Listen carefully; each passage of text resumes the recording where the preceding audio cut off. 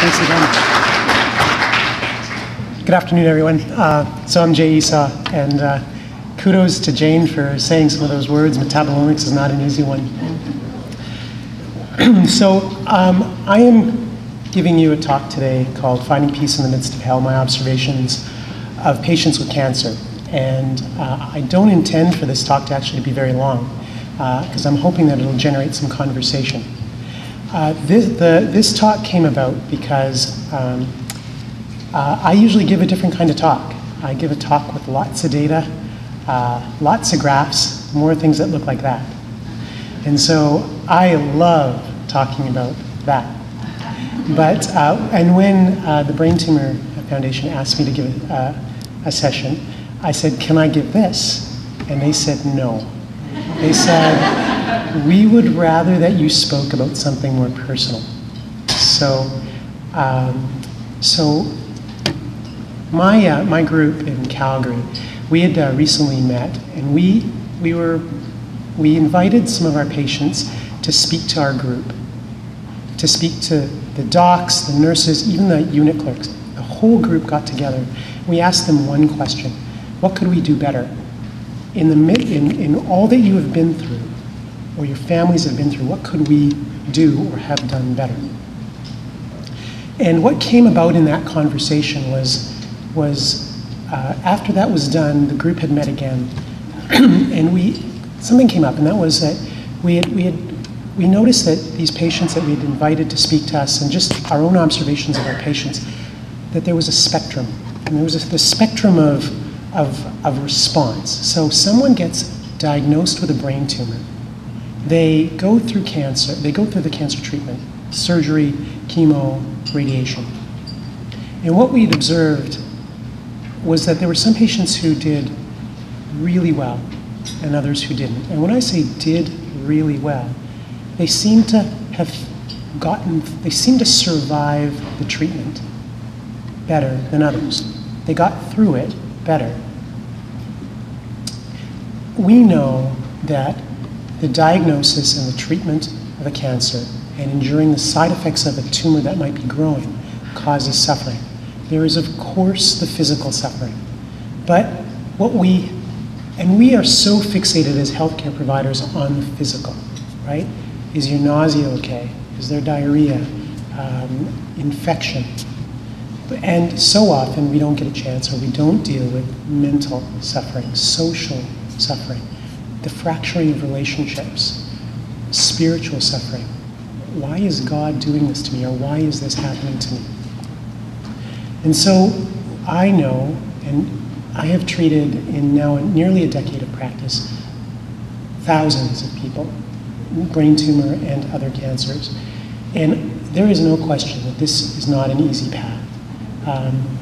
The speaker who spoke after the panel today, and his wife, touched on that. This is not, things have changed. This is not an easy path. I so often see fear, anxiety, anger. Why me? And what causes me the most stress is, what did I do to cause this to me?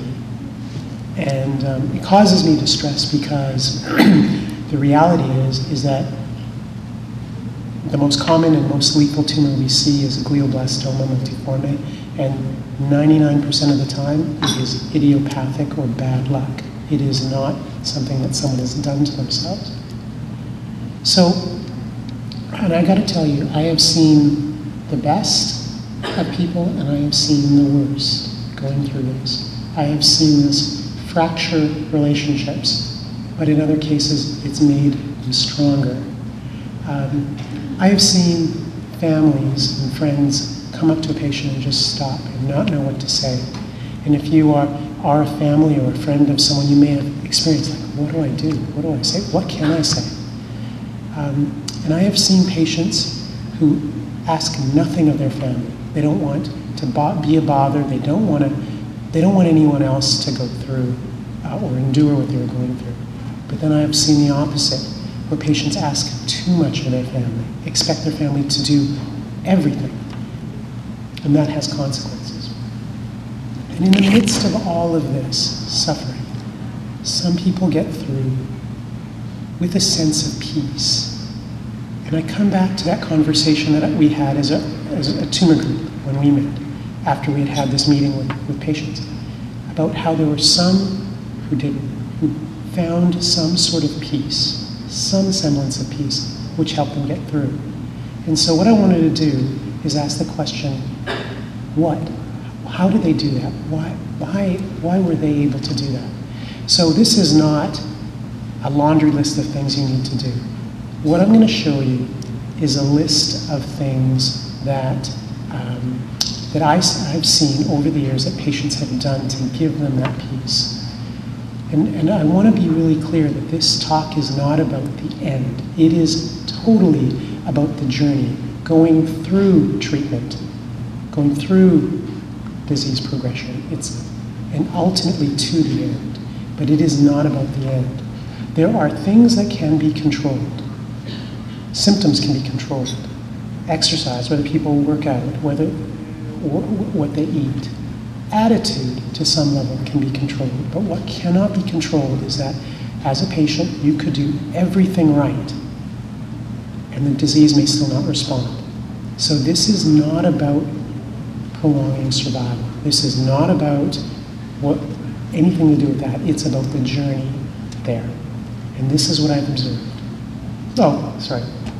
Two things. What I know, every one of us will die. That is a fact. Some of us are facing that imminently now. And others, it doesn't seem like it's reality. And the second thing I know for sure is that we all have to find our own way. But what I believe is that for all of us, as we go through our journey, it is possible to find peace in the midst of hell. And is there a right way? As you'll see in the list that I'm going to give you, I don't believe that there is. So these are my observations. There is no data and there are no graphs. This is just what I've observed. 6 things that I believe make a difference. 1, early referral to palliative care. It's the only clinical thing I'm going to put up there. 2nd is something called the Stockdale Hypothesis. Those of you that do a lot of reading, in particular, I'm very interested in military history. You'll know who Admiral Stockdale is. Vulnerability. Soup, not pie. That was a phrase given to me by a patient, as well as the term doctor retention high. 1 versus many, fighting fear, finding meaning. Early referral to palliative care. So this is the only clinical thing that I'm going to talk about. There is evidence that if a patient with cancer is referred to palliative care early, which is not what we normally do, there is improved survival. A study was published in the New England Journal, which is ostensibly our best medical journal, that showed that patients with advanced lung cancer who were referred early to palliative care survived longer than those who were referred later. And the rationale was that they had a service that they could call that could help them with symptom management. So often we'll see patients who will suffer through symptoms and not do anything about it. Or it occurs on a Saturday and there's no one around. The palliative care service, at least in Calgary, I can tell you, is a 24-hour service. So it can be called at 2 in the morning and a nurse will come out and see you. And so someone who can jump on those symptoms early, because sometimes we know that one symptom leads to another, which leads to another, and so on.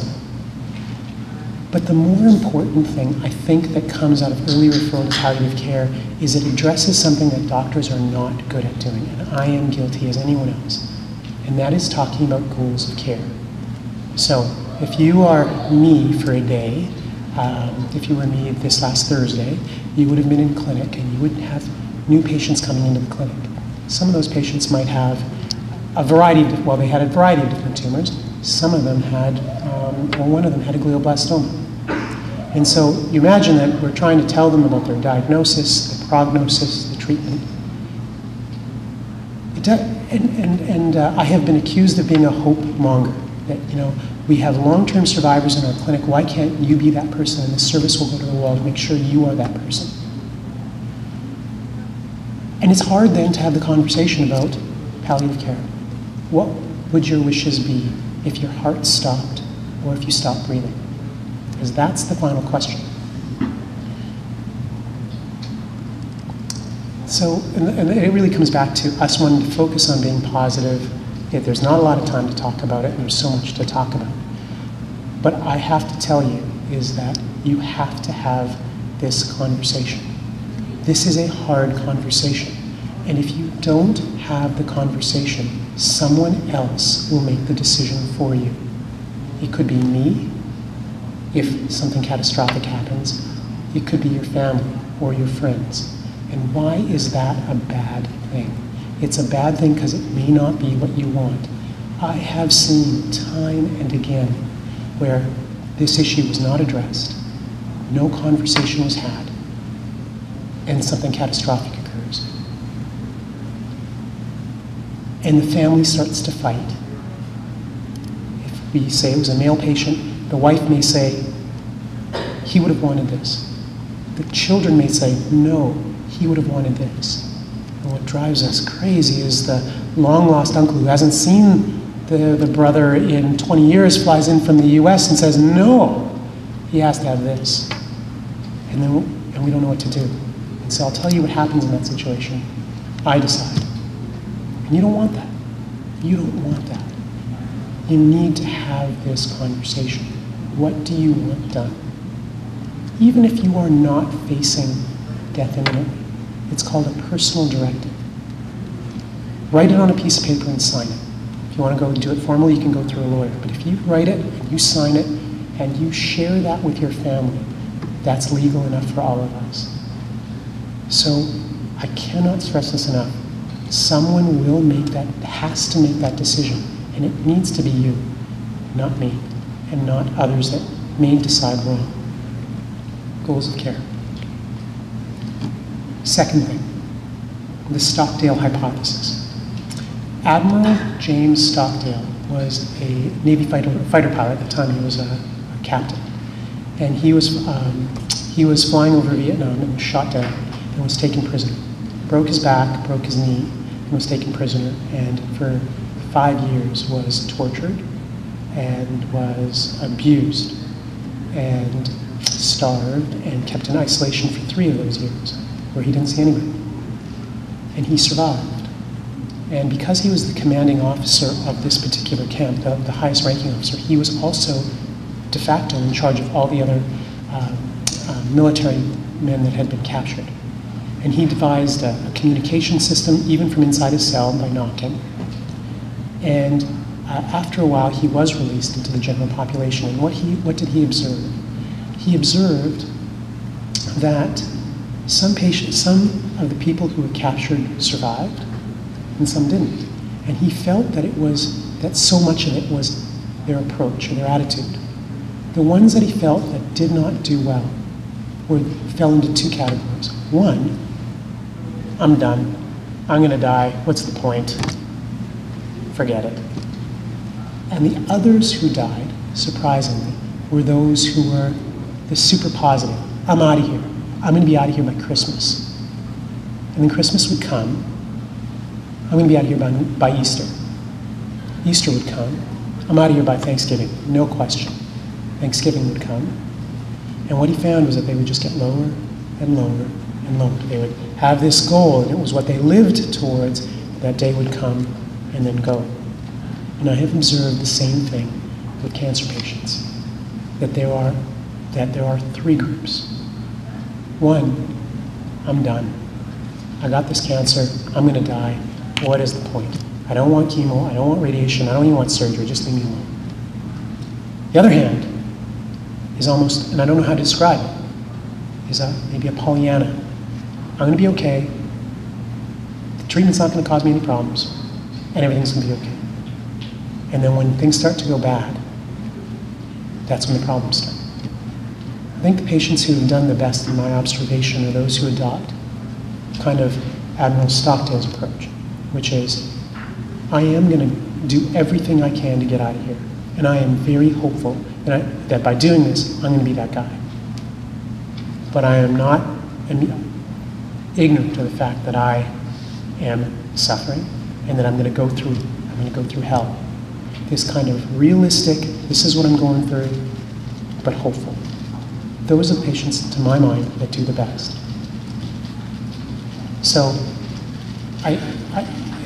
this is probably not relevant for all of you, but you can imagine in the patients that I've seen this whole spectrum.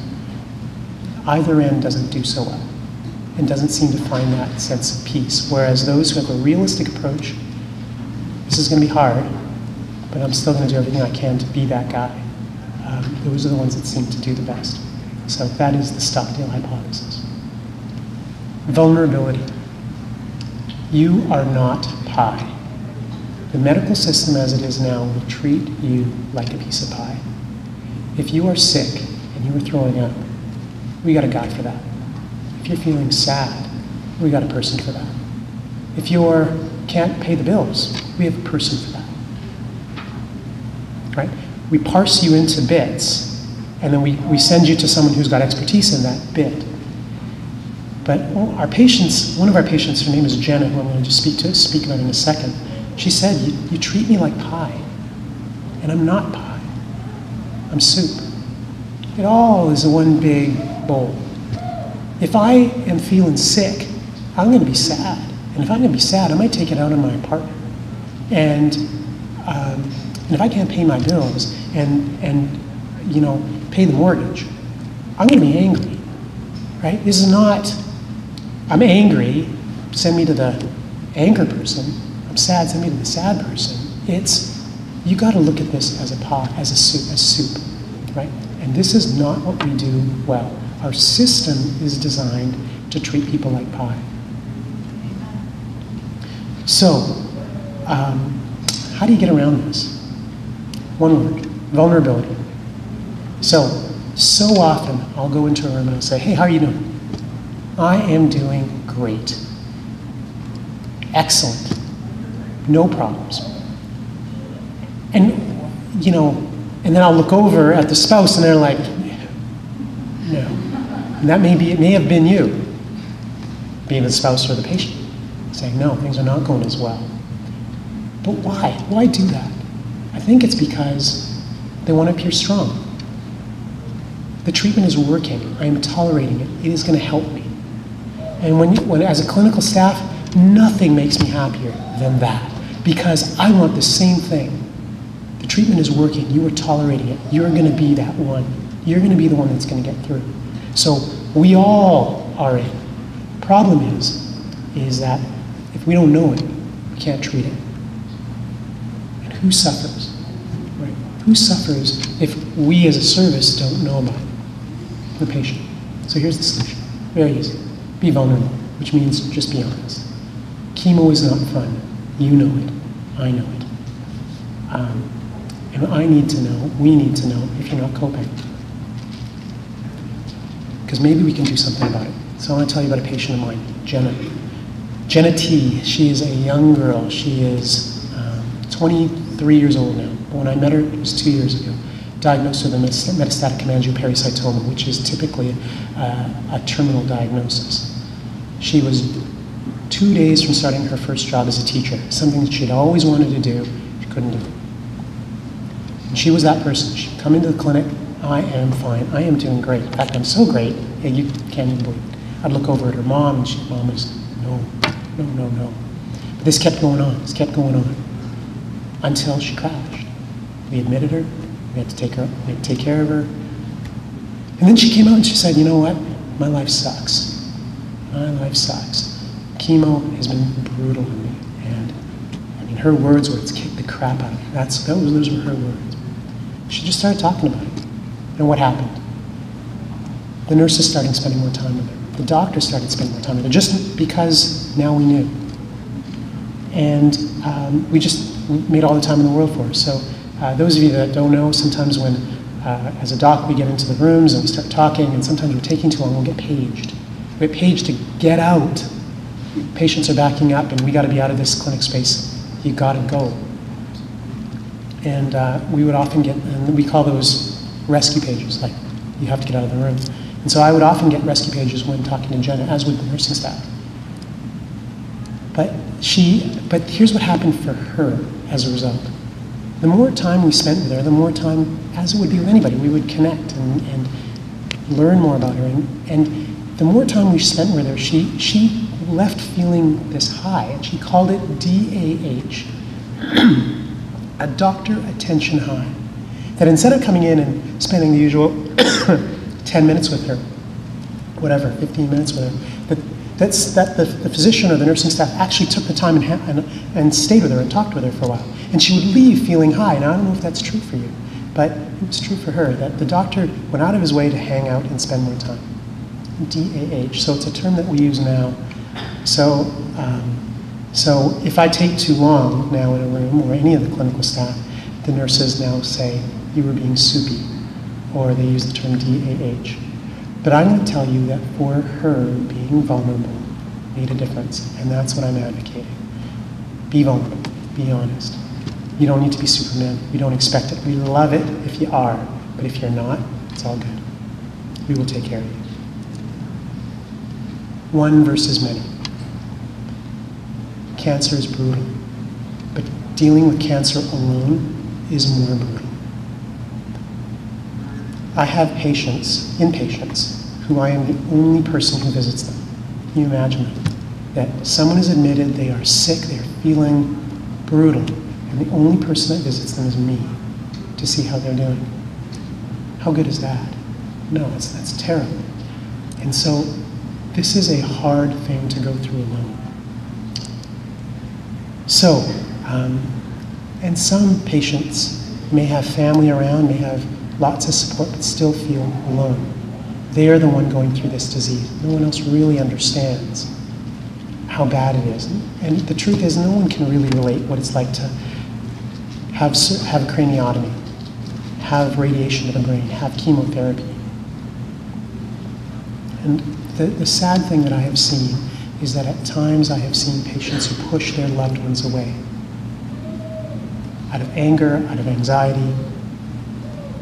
And if I can just say one thing, don't do it. Don't do it. You need somebody with you. Without that, this is too hard of a road to walk alone. And I have seen that everyone has their breaking point, and there are times when there are two patients. That we have the patient with the brain tumor, and we have, say, a spouse that's trying to take care of them, trying to be nurse and spouse and maybe parent. It's maybe still trying to work to support the family, and we get two people who get sick. And so part of that is an onus on the patient, and this may sound harsh, but it's an onus on the patient to not push people away, if at all possible, because I have seen families fractured. You can imagine, and I've seen this just over and over again, where people are divorcing, people are leaving each other, people that sat beside each other in the clinic room now sit on opposite sides of the room. This is a brutal disease, and its impact on others around those who have been diagnosed can be incredible. So here's my advice. Let those who love you help you. Let those who love you help you. I want to give you one example. I had a brain tumor patient in Lynn, and she was married to an oil executive named Wayne. So the word oil executive is common in Calgary. And busy guy. And she was incredible. She had sailed the world on her own. She was a lobbyist. She was this intelligent, actually this stunningly beautiful woman. Just wonderful, captivating, charismatic actually, and independent. And as soon as she had her brain tumor, she had a GBM in the right thalamus, she lost her memory, short-term memory, and she couldn't walk very well. So you imagine this person who was incredibly independent now becoming dependent. And what did Lynn do? It's not how I work. It's not how I roll. You leave me alone, I can do it. I can do it. I can do it. And it caused incredible stress. Wayne took time off work, reduced his hours, did everything he could to spend time with her, but was pushed away. And as you'll see, for many patients, it takes some sort of breaking point for the aha moment. And for her, she got more sick. Her disease progressed. And that was her aha moment. And she changed. It was like 180 degrees.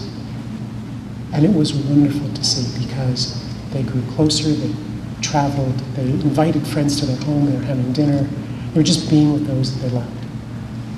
And she did pass away earlier this year. And Wayne was one of the patients who came, our family, the patients who came and spoke to that group that we had organized and said that made all the difference in the world when she let him help her. So it matters. So if you're going through this, unfortunately, if you are going through this alone and you don't have anyone, and that happens, find community. In Calgary, we have a support group. The Brain Tumor Foundation is fantastic for networking people. And something that we've started to do is we've started to put patients in touch with each other, especially patients with similar tumors. One of the complaints that we have heard about our support group is that if you put someone with a benign tumor that has been treated with curative intent with someone who has not got that kind of diagnosis, maybe a more aggressive cancer, it's hard to have a conversation. It's hard to have a conversation because you're in two different places.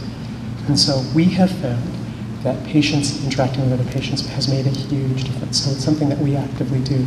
A number of our patients have come forward and said, I'd like to be that person that they could talk to, good and bad.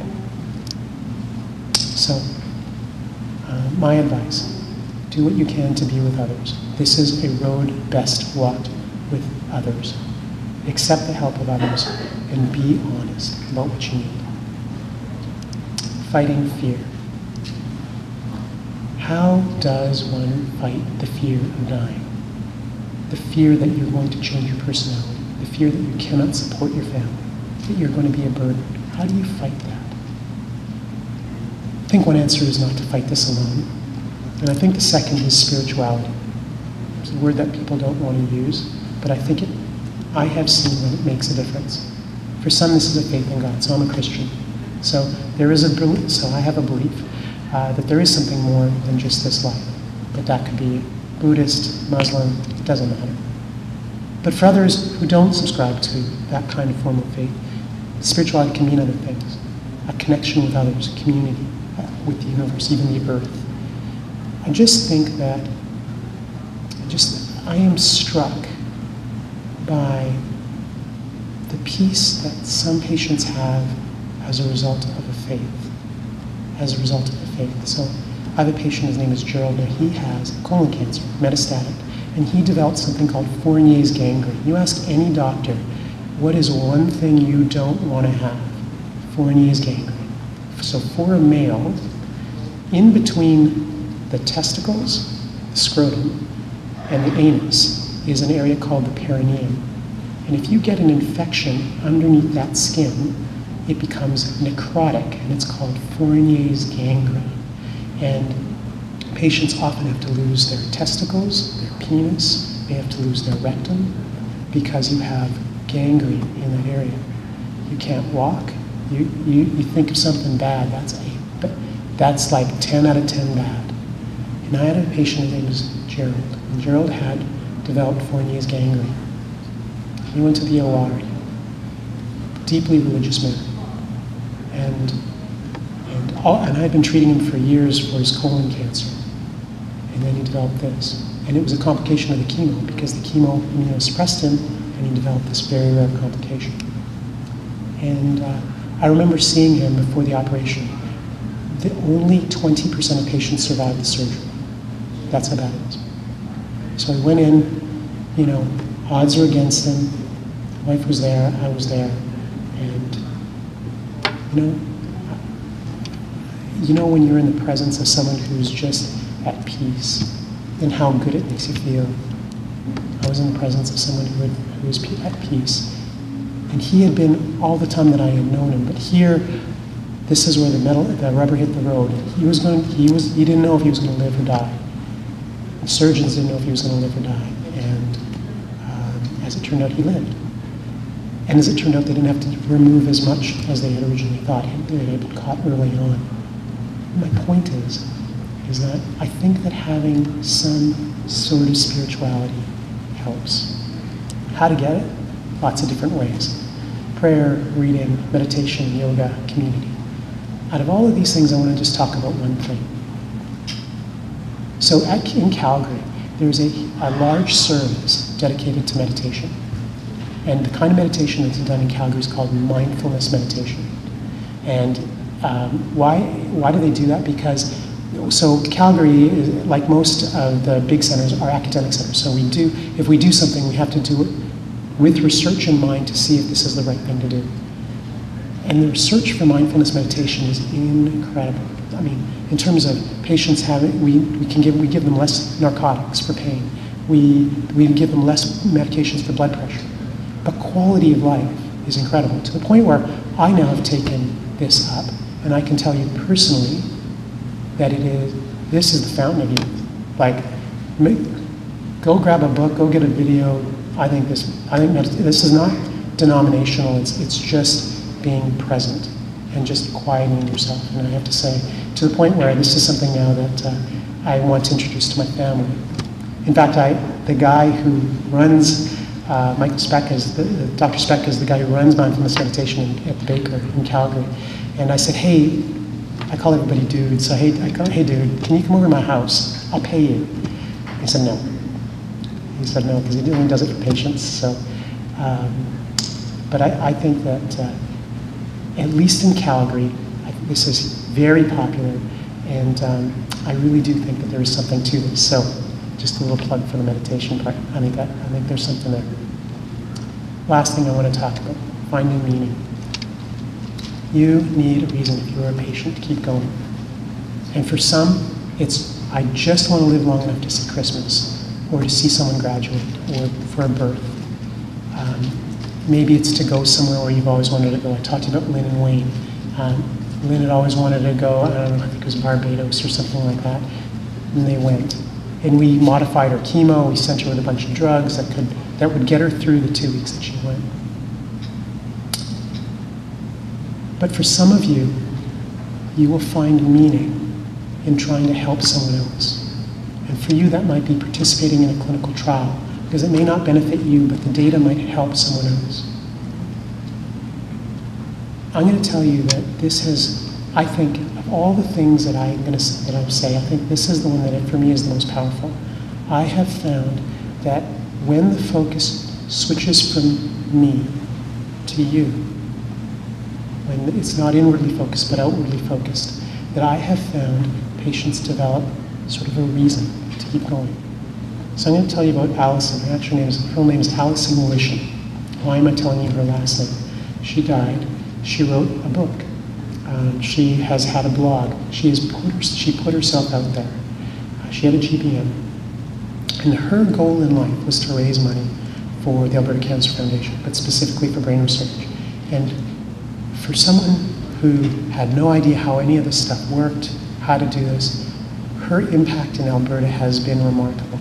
I remember my wife read Allison's book and wept, because it was from like not the soul, it was from like DNA.